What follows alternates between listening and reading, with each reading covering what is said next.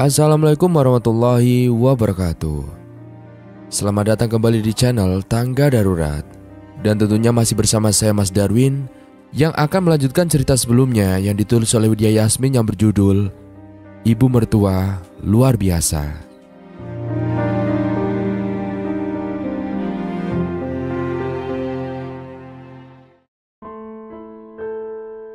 Aku minta maaf karena telah mengingatkan ibu pada luka lama ibu. Tapi jujur saja bu, aku mulai bosan pada Anissa. Aku mulai merasa nyaman pada Miranda bu. Tanpa banyak bicara, Bu Aminah langsung berlari ke dapur, lalu mengambil pisau. Lebih baik kamu mati daripada Anissa harus mengalami nasib seperti ibu. Apakah kamu ingin anakmu memiliki nasib seperti Rizwan? Teriak Bu Aminah. Ampun bu, ampun. Rudi berlutut di kaki ibunya. Lupakan Miranda, kembalilah pada Anissa. Ibu janji tak akan memberitahunya. Tapi kalau kamu sampai ketahuan masih berhubungan dengan Miranda, ibu tak akan mau lagi menganggapmu sebagai anak. Pergi sebelum besok ini menebas lehermu. Rudi langsung bergidik ngeri lalu bergegas pulang. Sementara Bu Aminah langsung bergegas ke kamarnya sembari memegangi kepala. Bu, maafkan ayah ya, ucap Pak Arman saat melihat istrinya yang tampak memegangi kepalanya. Ibu pusing, ibu mau tidur.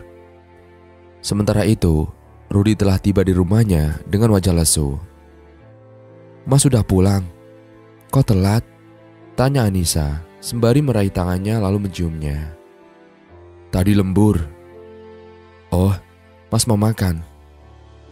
Tadi sudah makan di tempat kerja, ujar Rudi, lalu bergegas menuju kamar mandi.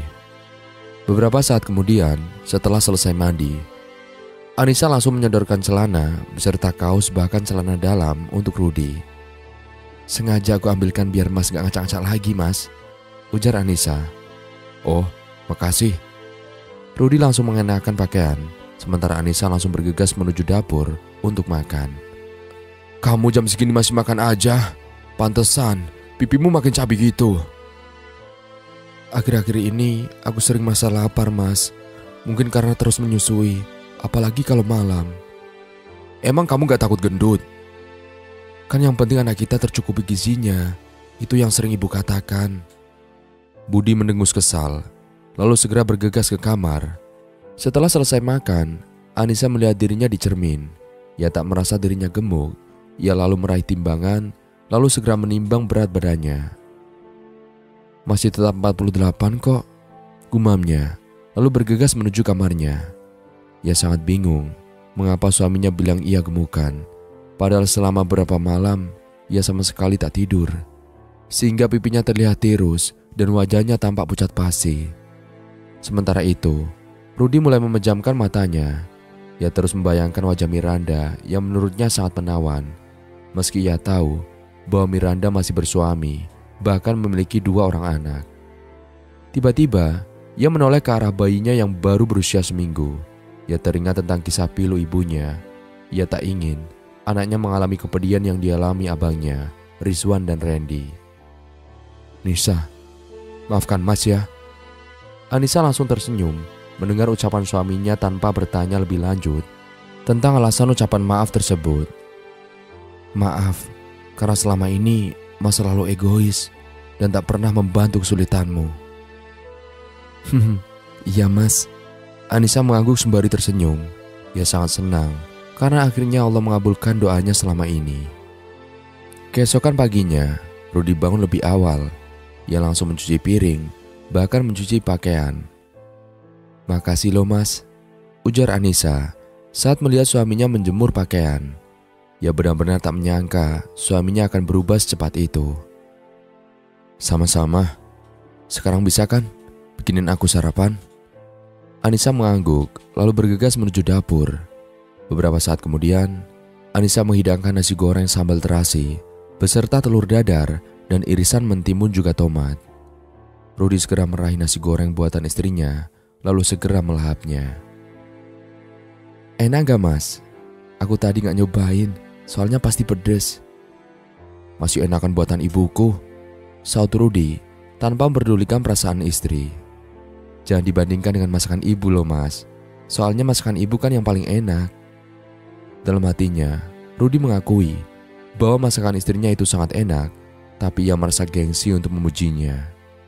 Tiba-tiba ponsel Rudi bergetar. Dilihatnya ada satu buah pesan dari ibunya. Pokoknya kalau kamu tidak memperbaiki sikapmu pada Anissa, kamu tidak akan melihat ibu lagi di dunia ini. Rudi terhenyak saat membaca pesan tersebut. Lagi-lagi, ia merasa ibunya memiliki indera keenam hingga selalu mengetahui semua gerak-geriknya. Anissa? Iya mas, nasi goreng buatan kamu sangat enak loh. Anissa mengernyitkan dahi saat mendengar ucapan suaminya yang tiba-tiba berubah. Namun, ia hanya menanggapinya dengan senyuman karena Anissa tipe wanita yang tidak suka berdebat. Setelah menghabiskan nasi goreng buatan istrinya, Rudi segera pamit untuk berangkat kerja. Kamu makan yang banyak, jangan banyak pikiran, biar ASI kamu mengalir dengan deras. Anissa kembali mengernyitkan dahi mendengar ucapan suaminya. Lalu setelah itu, Rudi langsung mengecup keningnya.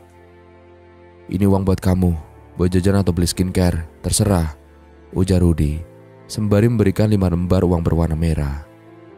Loh, bukankah belum waktunya gajian mas? Tanya Anissa. Iya, sebenarnya itu jatah buat ibu, tapi ibu menolaknya, malah disuruh diberikan padamu. Maaf, baru bisa ngasih sekarang, soalnya mas sempat lupa. Meskipun bingung dengan sikap suaminya yang tiba-tiba berubah, Anissa memutuskan untuk tidak banyak bertanya lagi karena takut merusak mood suaminya. Setelah itu, Rudi bergegas untuk segera berangkat kerja. Menjelang siang, tiba-tiba Anissa kepikiran ibu mertuanya. Maka ia putuskan untuk membuat pepes ayam. Ia langsung berbelanja semua bahan-bahannya di warung sayur tidak jauh dari rumahnya.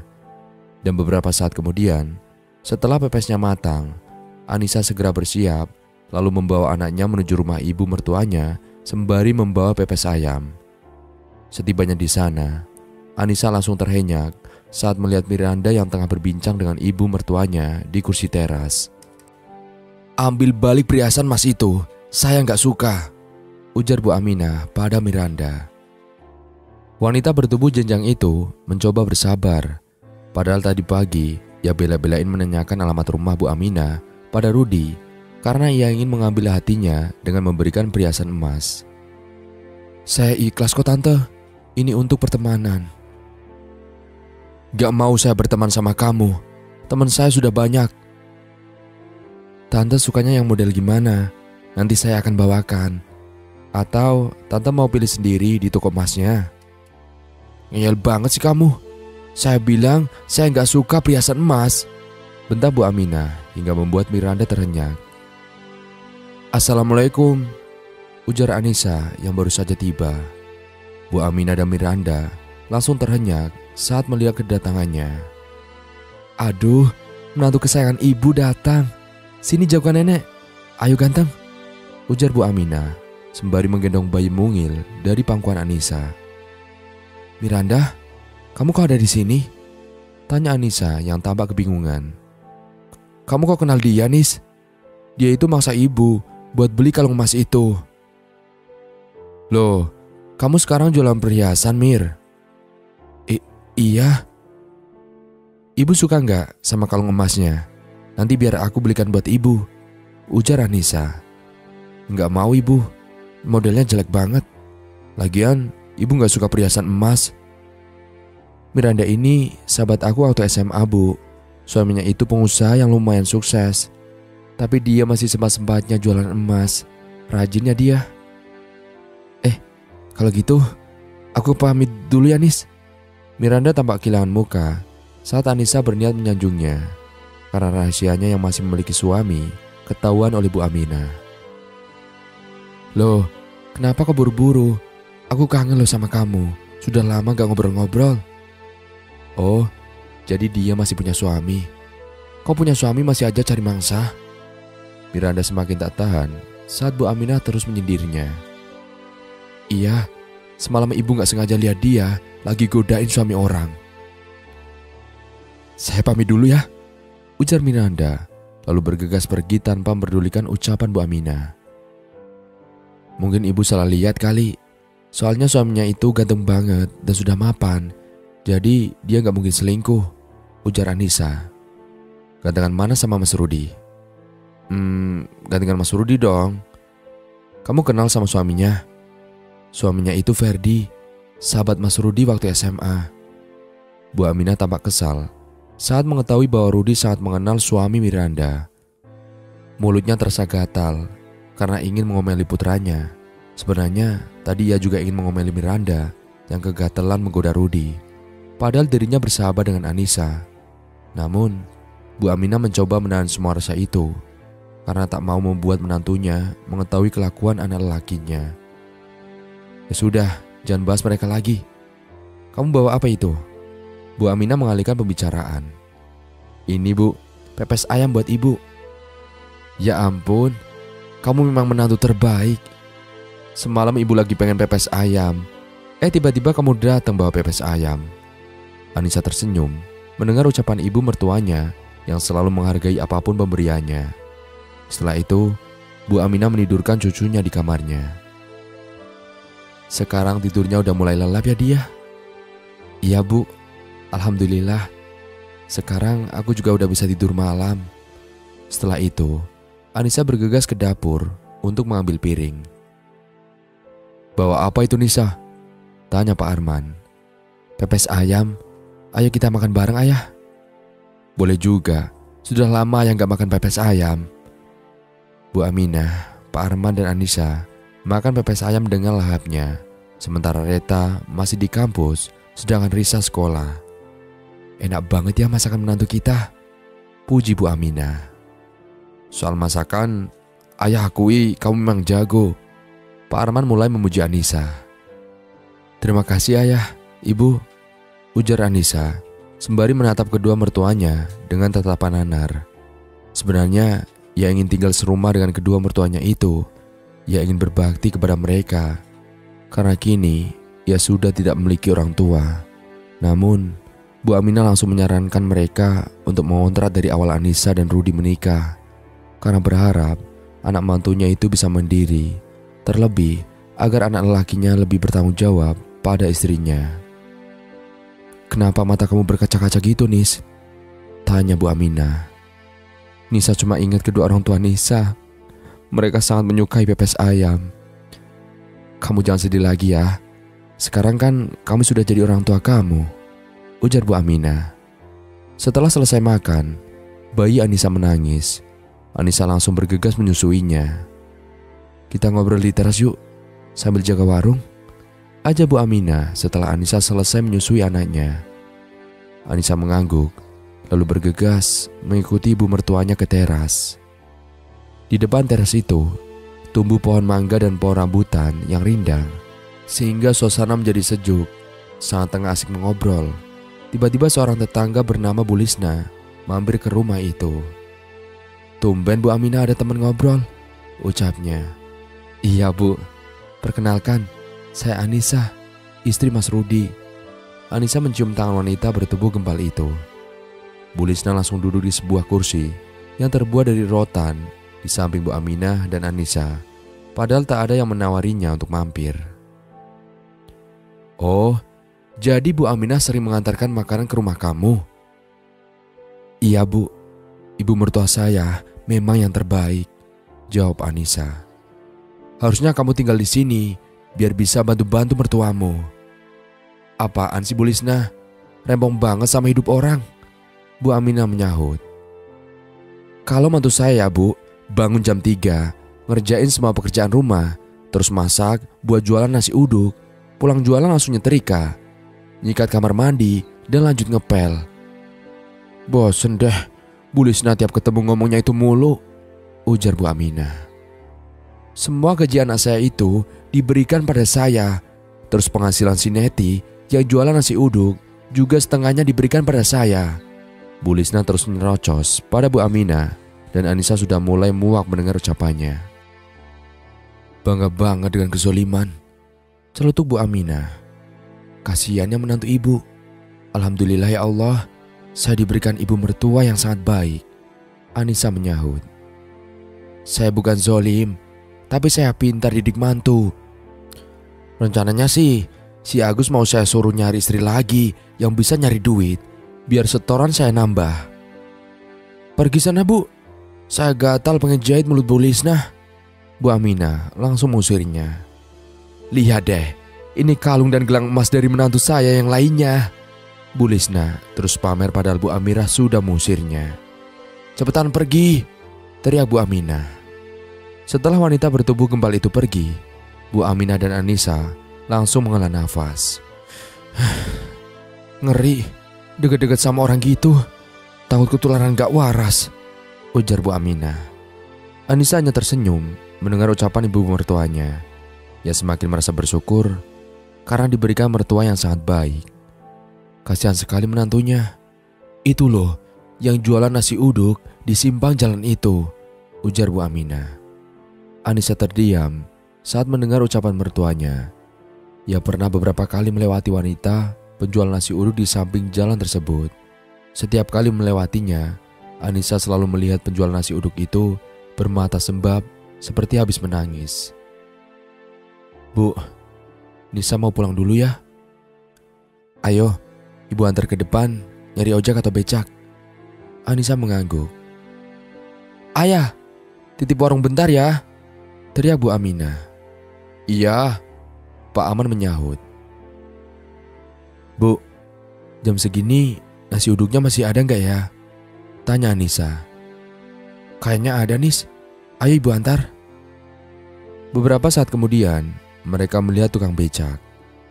Lalu keduanya segera naik kendaraan roda 3 yang di kayu itu. Saat melewati tukang nasi uduk yang menggunakan gerobak di pinggir jalan dekat sebuah pabrik tekstil, Anissa dan Bu Aminah berhenti sejenak untuk membeli nasi uduk. Bu Aminah, sapa wanita berkulit sawo matang itu. Anissa menatap wajah wanita itu yang dipenuhi luka lebam. Kenapa wajahnya Mbak? Tanya Anissa. Oh, ini saya jatuh. Anissa dan Bu Aminah langsung merenyitkan dahi karena lebam di area wajahnya itu seperti bekas penganiayaan. Namun, mereka tak berani lagi bertanya lebih lanjut karena wanita itu tampak tak ingin beritahukan apa yang sebenarnya terjadi. Net, nasi uduknya kok masih banyak? Padahal hari sudah siang loh, tanya Bu Aminah. Hari ini kan pabrik libur, makanya yang beli cuma 1-2. Sementara saya harus tetap jualan meskipun pabrik libur. Anissa dan Bu Aminah merasa iba dengan wanita itu. Lalu masing-masing membeli 2 porsi nasi uduk dengan lauk yang dipisah. Setelah itu, mereka pamit untuk pulang ke rumah masing-masing. Beberapa hari kemudian, terdengar kabar Bu Lisna dan Neti menghilang dari rumahnya. Bu Aminah, lihat ibu dan istri saya enggak? Tanya Agus pagi itu. Loh, ibu dan istrimu masih belum juga ketemu? Tanya Bu Aminah. Iya Bu, dari kemarin sore masih juga belum ketemu. Padahal saya udah mencari kemana-mana. Setelah itu, Agus kembali melaporkan pada RT RW setempat. Kemarin laporannya tidak langsung ditanggapi karena mereka menghilang baru beberapa jam. Setelah itu, Pak RT dan Pak RW langsung mengerahkan para warga untuk membantu mencari keberadaan Bu Lisna, juga menantu perempuannya. Setelah lama mencari hingga sore hari, Bu Lisna dan menantunya itu masih juga belum ditemukan. Bahkan warga sekitar tak menyadari saat mereka pergi. Semua pakaian istri saya hilang, sementara di kamar ibu saya berantakan.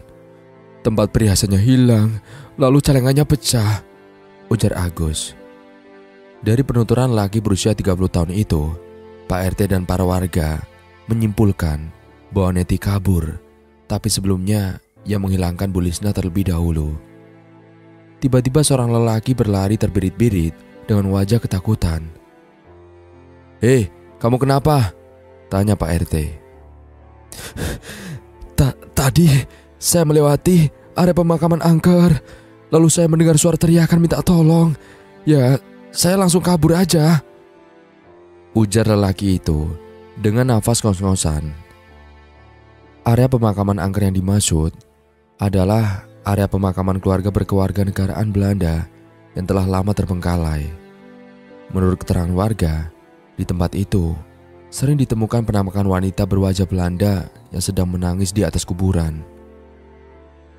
"Ih, serem ya," ujar para warga saat mendengar penuturan lelaki tadi. "Ayo kita semua ke sana. Jangan-jangan itu ibu saya," ujar Agus. Awalnya Pak RT juga para warga merasa ngeri jika harus masuk ke area pemakaman itu. Tapi karena Agus terus memaksa, akhirnya mereka bersedia untuk membantunya. Setibanya di sana, semua mata langsung terbelalak saat melihat sesosok wanita bertubuh gembal berambut panjang, tengah terkulai lemas dengan keadaan terikat di sebuah pohon besar samping makam angker. "Ih, wewe gombel!"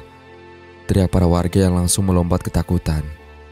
"Itu ibu saya," ujar Agus sembari berlari menghampiri ibunya yang tampak semakin lemas.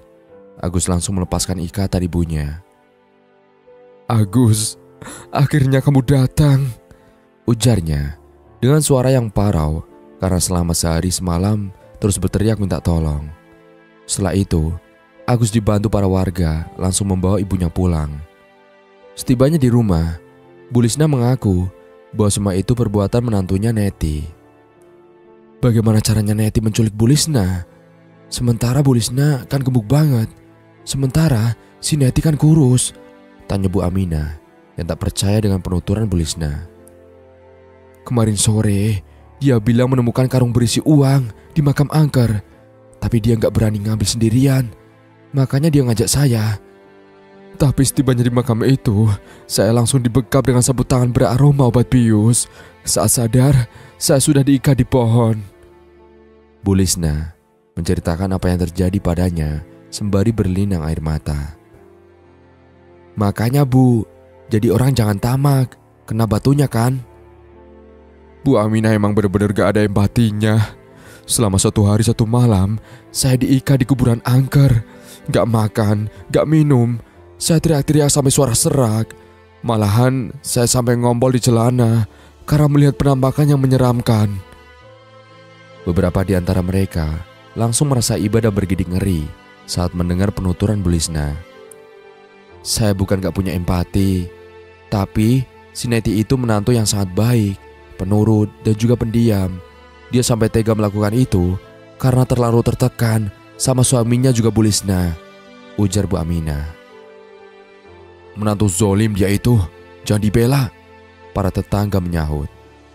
"Coba kalian pikir, bagaimana perasaan kalian kalau anak perempuan kalian bernasib seperti si Neti, gak dinafkain, tapi malah disuruh cari nafkah sendiri. Lalu uang hasil jualan nasi uduk diminta juga sama Bu Lisna. Selain itu, saya sering melihat wajahnya babak belur. Kemungkinan si Agus dan Bu Lisna melakukan KDRT." Setelah Bu Aminah bicara panjang lebar, akhirnya semua orang langsung terdiam, termasuk Agus juga ibunya. "Pak RT, apa saya perlu melaporkan tindakan Neti pada polisi?" tanya Agus. "Laporkan saja Gus, tapi saya yakin kamu dan ibumu juga akan masuk penjara dengan pasal KDRT dan tidak menafkahi istri," Bu Aminah menyahut. Sementara Agus dan ibunya kembali bertunduk malu saat mendengar ucapan Bu Aminah. Setelah itu, semua orang langsung berangsur meninggalkan rumah itu. Setibanya di rumah, Bu Aminah menceritakan semuanya pada suami juga kedua anak gadisnya. Mendengar penuturan Bu Aminah, Pak Harman hanya diam dan tak berani bicara karena takut istrinya mengungkit masa lalu. Karena dirinya juga keluarganya pernah melakukan hal yang sama seperti yang dilakukan Agus. "Seharusnya orang kayak si Agus dan ibunya itu dihilangkan dari muka bumi ini. Kesel Ibu kalau lihat kasus kayak gitu," ujar Bu Aminah sembari mengepalkan tangannya. "Maafkan ayah dan keluarga ayah di masa lalu ya Bu. Tolong jangan ungkit kesalahan kami," ujar Pak Arman yang langsung sadar diri sebelum istrinya mengatakan apapun. "Ini pelajaran buat kalian, Reta dan Risa. Nanti kalau cari suami itu harus yang bertanggung jawab. Terus ibunya juga harus waras. Jangan sampai kalian mengalami nasib seperti ibu." Kedua anak gadisnya hanya terdiam mendengarkan penuturan ibunya. Mereka langsung bergidik saat membayangkan apa yang dialami Neti tetangga mereka. Sementara itu, Pak Arman hanya bisa ikhlas saat istrinya terus mengungkit masa lalunya. Istrinya mungkin bisa memaafkan kesalahannya, tapi tidak dapat melupakan luka di hatinya. Sementara itu, di tempat yang berbeda, Miranda mendatangi Rudy ke kantornya saat ia hendak pulang. "Siapa itu, Ruth? Cantik banget," tanya beberapa teman kantornya saat melihat Miranda. Rudy tidak menanggapi ucapan teman-temannya, lalu bergegas menghampiri wanita berkaki jenjang yang tengah berdiri di samping mobilnya. "Ada apa, Mir?" tanya Rudy. "Yuk, masuk ke mobilku. Ada hal yang ingin aku bicarakan." "Tapi motorku gimana?" "Ya udah, kalau gitu temani aku ke rumahku ya. Emangnya di sana gak ada siapa-siapa?" "Seperti biasa, suamiku berada di luar kota. Sementara kedua anakku menginap di rumah orang tuaku. Pembantu juga satpam sedang pulang kampung untuk menikah." Rudy tampak bersemangat mendengar penuturan Miranda. Ia lalu bergegas menuju motornya, sementara Miranda langsung melajukan mobilnya diikuti oleh motor Rudy. Beberapa waktu kemudian, mereka telah tiba di sebuah rumah besar. Rudy tampak sangat bersemangat karena dirinya sudah sangat merindukan belayan wanita. Istrinya yang baru 3 minggu sejak melahirkan masih belum bisa memberikan apa yang ia inginkan. "Ayo masuk, Ruth," ujar Miranda sembari menggandeng tangan Rudy hingga membuat dada lelaki itu semakin berdebar. "Ruth, kamu mau minum apa?" tanya Miranda sembari mendekatkan duduk dan mendekatkan dadanya dengan posisi menantang. "Susu. Kopi susu boleh nggak?" Rudy tampak berkeringat saat memperhatikan bagian tubuh Miranda yang membuat jiwa kelakiannya meronta-ronta. "Tunggu ya," ucap Miranda dengan nada manja hingga membuat tubuh Rudy semakin gemeteran. Sementara itu, Bu Aminah merasa dadanya terasa berdebar-debar. Ia tak bisa diam dan panik secara tiba-tiba. "Apalagi yang dilakukan anakku, ya Allah?" gumamnya sembari mengelus dada karena tiba-tiba memikirkan si Rudy. Miranda menyuguhkan secangkir kopi susu untuk Rudy, sementara Rudy menatap ke arah bagian tubuhnya yang menonjol. "Aku itu sebenarnya nyesel loh nikah sama Ferdi," ucap Miranda sembari menyadarkan kepala di bau Rudy. Kenapa nyesel? Dia udah mapan loh. Hidup kamu sekarang udah enak." "Dia terlalu sibuk dengan pekerjaannya, sampai-sampai aku sering merasa kesepian. Andai saja dulu kamu menikah sama aku ya, aku gak mungkin membiarkan istri secantik kamu merasa kesepian. Tiap malam pasti aku dekap dengan hangat." "Iya, Ruth, aku nyesel. Padahal kamu sama Mas Ferdi masih gantengan kamu. Terus kamu juga perhatian, pengertian, dan juga romantis." Naluri kelakian Rudy semakin meronta-ronta saat Miranda terus memuji sembari mengelus-elus wajahnya. Wajah Rudy semakin menegang saat Miranda mendekati dadanya. Keduanya saling bertatapan. Lalu si Rudy langsung memiringkan wajahnya. Namun tiba-tiba aksi mereka terhenti saat ponsel Rudy berdering. Betapa terkejutnya ia saat melihat satu panggilan video dari ibunya. Tanpa pikir panjang, ia langsung menolak video call dari ibunya itu. "Angkat video call dari ibu, atau ibu tak akan lagi menganggapmu sebagai anak." Rudy semakin panik saat membaca pesan dari ibunya. "Rudy lagi di jalan, Bu." Tangan Rudy tampak gemeteran saat membalas pesan dari ibunya. "Kenapa, Ruth? Mau dilanjut gak?" tanya Miranda sembari menduduki tubuh Rudy. Iya, Rudy menjawab dengan wajah yang semakin menegang. "Ibu tahu kamu sekarang sedang bersama pelakor itu kan? Kamu benar-benar sudah menyakiti hati ibu." Rudy tampak terhenyak saat ibunya kembali mengirimkan pesan. Gegas ia beranjak dari tempat duduknya hingga Miranda langsung terjengkang. "Ya ampun, sorry Mir, aku harus segera pulang." Ada apa?" tanya Miranda sembari meringis karena terjatuh ke lantai saat Rudy bangkit secara tiba-tiba. "Ibuku punya indera keenam, dia tahu apa yang sedang kita lakukan." "Ruth, Aku meminta cerai pada Ferdi. Aku ingin hidup sama kamu. Maaf, aku gak bisa melawan ibuku. Lagi pula, aku sangat mencintai Anissa. Aku tak mungkin menceraikannya. Tapi Ruth, bukankah kamu bilang kalau aku jauh lebih menarik dari Anissa? Iya, tapi maaf, aku harus segera pulang, ujar Rudy, lalu bergegas pergi. Tunggu Ruth, teriak Miranda yang mencoba menghalangi kepergian Rudy. Namun, Rudy tak mau durhaka pada ibunya, yang langsung berlari ke arah motornya, lalu tancap gas. Saat di perjalanan, tiba-tiba Rudy berpapasan dengan sebuah mobil. Tiba-tiba mobil berhenti tepat di depan Rudy, hingga membuatnya mengerem secara mendadak. Jendela mobil itu terbuka setengah, lalu seorang lelaki mengeluarkan kepalanya. "Hai Ruth," sapa lelaki itu, hingga membuat Rudy terhenyak. "Hai Fer," ia menyapa balik. Lelaki itu menepikan mobilnya lalu keluar untuk menghampiri Rudy. "Dari mana Ruth? Kok kayak dari arah rumah gue?" "Hah, iya kah? Gue gak tahu kalau lu tinggal di komplek ini. Tadi gue nyasar ke sini." "Nyasar gimana maksudnya?" "Gue janjian sama klien, katanya di komplek ini. Ternyata gue salah alamat." "Mampir dulu yuk, udah lama kita gak ngobrol bareng."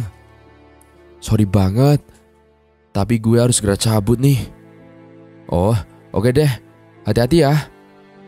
Setelah itu, Rudy segera bergegas pergi dengan dada yang semakin bergemuruh. Ia menarik napas lega karena tadi mengikuti hati nuraninya untuk menuruti ucapan ibunya. Andai saja ia tadi melanjutkan aksinya dengan Miranda, mungkin sekarang dia sudah bonyok bahkan masuk penjara. Saat di perjalanan, tiba-tiba ia melihat seorang wanita berpakaian terbuka tengah berjalan sendirian. "Hai cantik," sapanya, sembari memelankan laju motornya. Wanita itu menoleh ke arah Rudy. Namun seketika, Rudy langsung terhenyak saat melihat sosok tersebut ternyata wanita berjakun. "Hai juga bang, mau ngasih tumpangan?" tanyanya dengan nada manja dan suara sengau. Tanpa pikir panjang, Rudy langsung tancap gas dan melaju dengan kecepatan tinggi. Hingga tiba-tiba motornya hilang kendali lalu menabrak pohon. Rudy melompat dari motor lalu terjebur ke kubangan air berwarna hitam pekat berbau busuk. Beberapa orang yang berada di tempat kejadian langsung menolong Rudy. "Kagak kenapa-napa bang.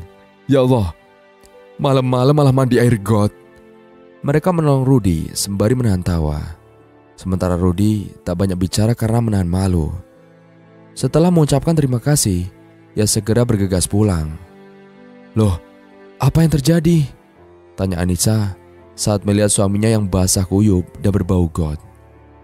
"Tadi aku jatuh ke got," ujar Rudy sembari bergegas menuju kamar mandi. Saat tengah mencuci pakaiannya, tiba-tiba ia teringat ucapan ibunya yang mengatakan bahwa suami tukang selingkuh itu akan selalu sial. Ia menghela nafas dan menyesal karena tak mendengarkan nasihat ibunya. Namun, tiba-tiba bayangan wajah Miranda kembali mengganggu pikirannya. "Mas Rudy lagi nyuci.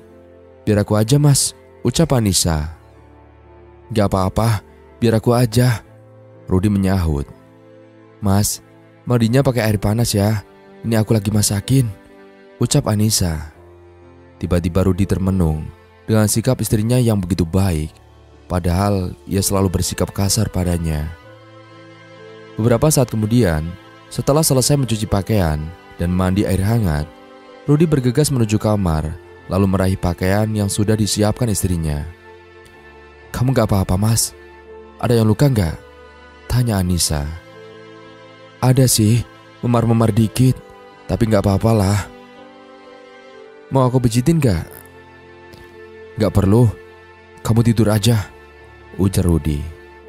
Setelah itu, keduanya langsung terlelap.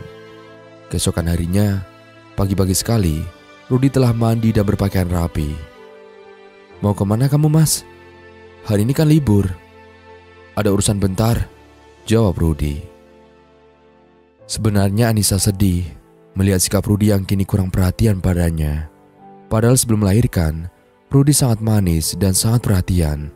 Sementara itu, Rudy bergegas menuju rumah temannya. Setibanya di sebuah rumah, Rudy langsung menekan bel. Rumah itu milik Farid, teman sekantor Rudy. "Mas Rudy ya, silakan masuk. Mas Farid sedang nyuci piring," ucap seorang wanita berparas cantik. Rudy langsung menyeringkan dahi mendengar ucapan wanita itu.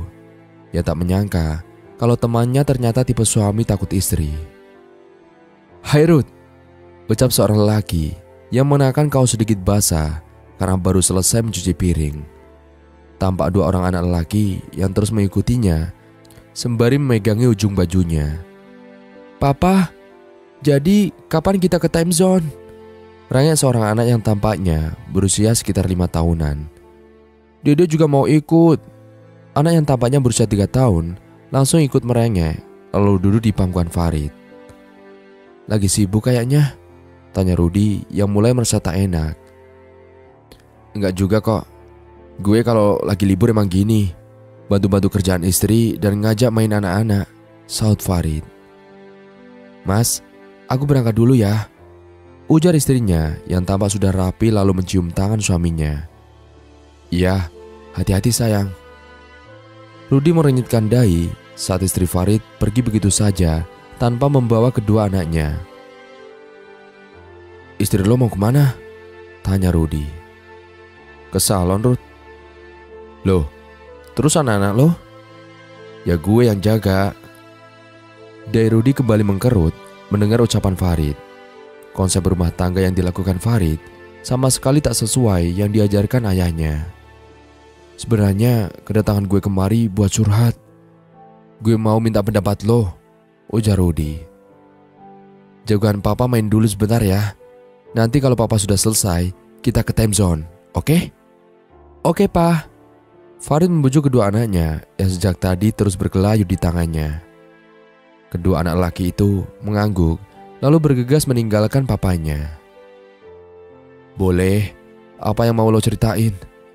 Dan apa yang mau lo tanyain, Ruth?" tanya Farid. "Akhir-akhir ini, istri gue gak terlihat menarik. Dia jarang dandan dan selalu dasteran.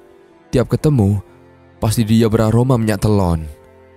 Sebenarnya, ada banyak alasan mengapa istri lo seperti itu." "Maksud lo?" "Dia kan baru aja ngelahirin. Dia pasti sibuk ngurus bayinya. Ngomong-ngomong, lo punya pembantu atau lo suka bantuin kerjaan istri lo gak?" "Gue gak punya pembantu. Bantuan istri kadang-kadang kalau lagi mood," jawab Rudy. "Gue, waktu istri gue melahirkan, belum mampu membayar pembantu.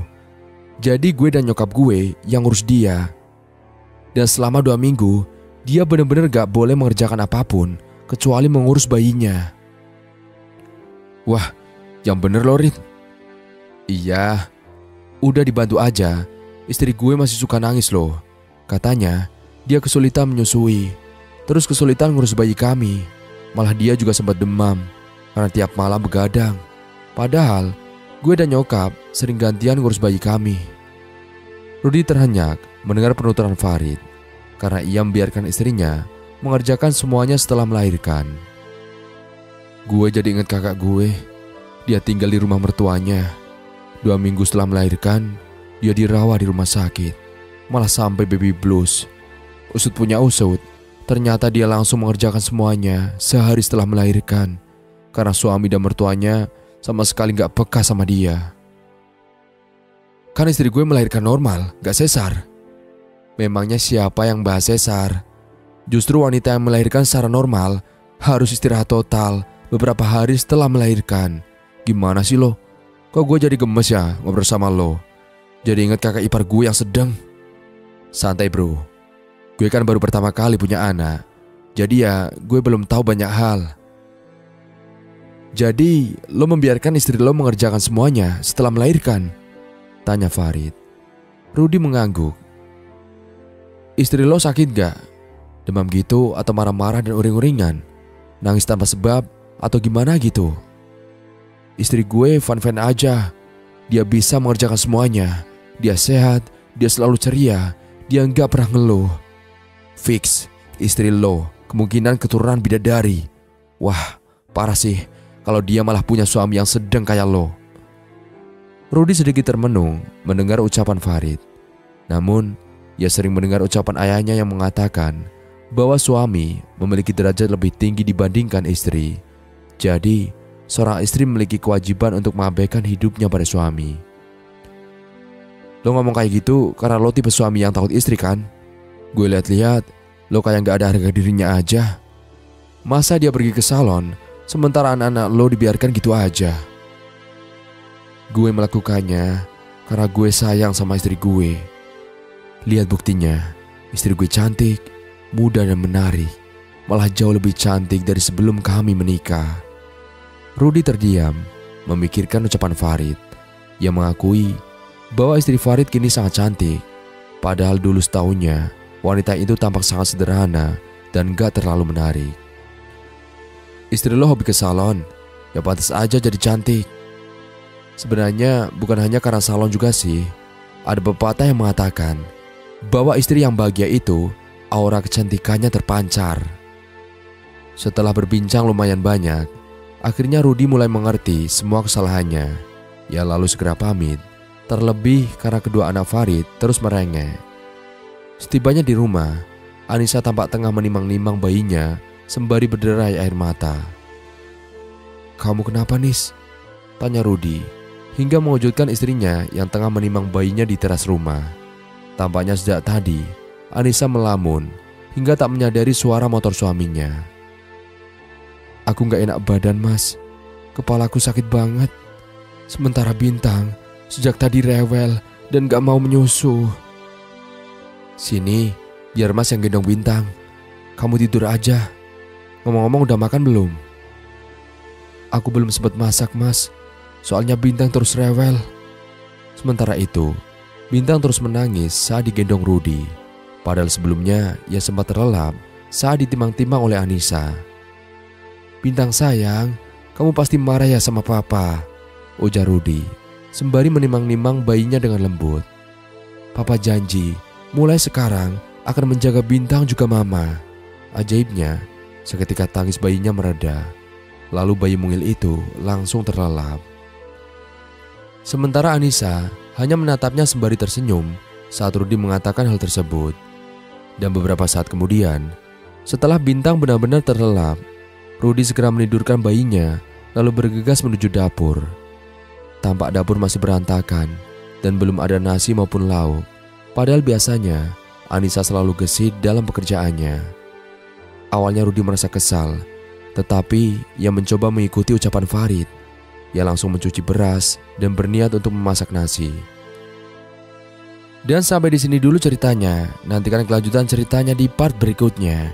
Dan dari saya mohon maaf apabila ada salah kata dalam menyampaikan cerita. Akhir kata, sampai jumpa.